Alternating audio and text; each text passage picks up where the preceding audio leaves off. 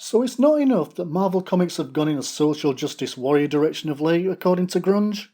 They feel the need to shit on all the times where they haven't gone into full retard mode. Sorry, I mean full PC. Here's a look at some secrets Marvel doesn't want you to know. Strange practices.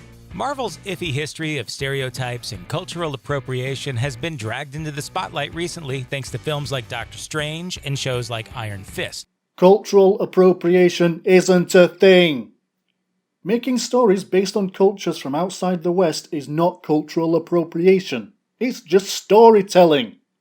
Both of which take elements of Asian culture and whitewash them by casting Caucasian actors as the heroes. First of all, Doctor Strange and Iron Fist were originally white Americans in the comics anyway, so they're not being whitewashed by casting Caucasians into the lead roles. But the directors at Marvel Studios and showrunners at Netflix aren't entirely to blame. It all started in the comics themselves. Take the case of the Ancient One, Doctor Strange's mentor, who in the comics is portrayed as a stereotypical Asian mystic whose magical wisdom helps inform the white hero's journey. You call it stereotypical Asian mystic? But if you look at any Japanese-made films within the same themes, as well as manga and anime, you'll see the basic formula of the wise old mentor. Somehow, I doubt a straight-talking, no-nonsense redneck would work for the part, nor would an Irish gypsy. But even if they did try something like that, these people would still be whinging about cultural appropriation. The filmmakers recognized this is a pretty dodgy concept, but their solution was to double down by recasting the character as another white person.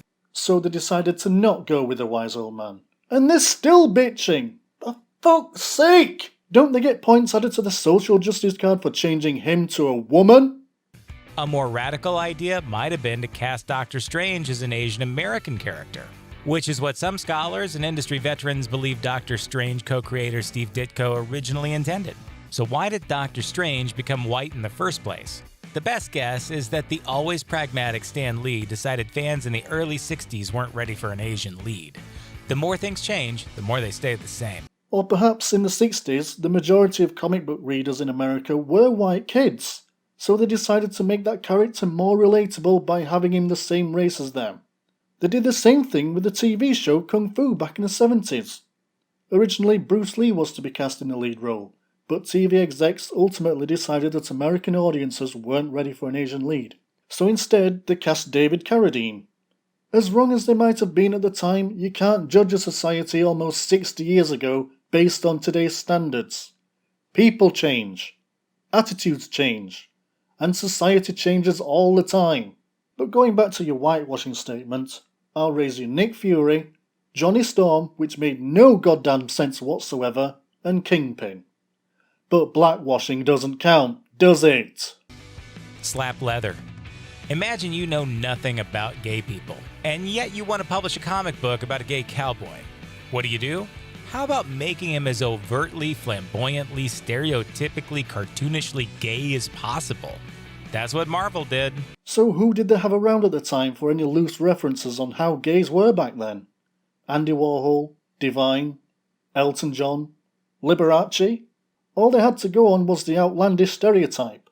Meet the Rawhide Kid, the star of an older Marvel comic about a gunslinger. Years later, the company decided to bring him back and make him as stereotypically and reductively gay as possible. While some actually felt the camp element intentionally inverts and counteracts heteronormative ideologies, try saying that 5 times fast, most readers just found it to be offensively bad, and better off forgotten. So Marvel decided to try something a bit different, and created a character that wasn't your typical straight hero, in the hopes that it would expand their readers' horizons, and teach them that you can be a hero and fabulous. But no, the SJW still want to shit all over it. This is why no entertainment company should ever try pandering to these fuckers. The death of romance. Once upon a time, Marvel published a thriving line of romance comics, but the renewed popularity of superheroes in the 60s killed it off. Hero comics didn't kill it off. People simply didn't buy them enough to justify printing them. In the early years of the 21st century, though, Marvel decided to try to bring back the romance comic. So who did they hire to write it? Maybe an author who'd made a name for herself with Harlequin fiction, or possibly someone with experience writing modern romance comics. No, of course not. They hired Mark Millar, better known as the guy behind the comics that inspired the movies Kick-Ass and Wanted. His romance comic was called Trouble, so there was at least some truth in advertising. The two scantily clad lead characters spend most of their time hooking up until one of them accidentally gets pregnant. And you discover she's actually Aunt May, and her baby is Peter Parker. Well, that's just bad storytelling. Kudos for trying to link them into the multiverse, though. Still, I'm trying to get my head around how someone can be a mother and auntie to the same kid. Ugh. Toys make the money. That's no secret. George Lucas taught us that back in the 70s. Spider-Man is the most profitable superhero in the world, but not from his comics or movies. In 1 year alone, Spider-Man merchandising made Marvel about $1.3 billion. Spidey toys, blankets, shoes, glasses, bug repellent. That's where the real money comes from. That's also why all the various movie franchises are so important to Marvel. Again, hardly a secret. Most kids would have Spider-Man and Batman toys, not to mention bedroom furnishings, long before they even see the inside of a comic. Because while films certainly make money, that's not as important as how they increase brand recognition and enable Marvel to sell more licenses of more characters to more brand partners. For instance, 3 years ago, would you have bought a plate with Rocket Raccoon and Groot? No, because you didn't know who they were. Now, you'll buy anything with them on it. Nope, I disagree. Plenty of people across the globe knew who they were before Marvel made a movie with them. They simply weren't heavily marketed before that. I suppose no one knew who Deadpool was until 2016 either, right? Civil disobedience. Ta-Nehisi Coates is an amazing writer, perhaps best known for his work Between the World and Me, about life as a black man in America, which won the National Book Award for Nonfiction. He later won the Genius Grant from the MacArthur Foundation. Oh look, it's a black man who's an amazing writer according to you, because he wrote about being black. All of these qualifications help explain why Marvel sought him out to write titles like Black Panther, and why it's so bizarre that Marvel completely ignored his advice not to kill a major black character for no good reason.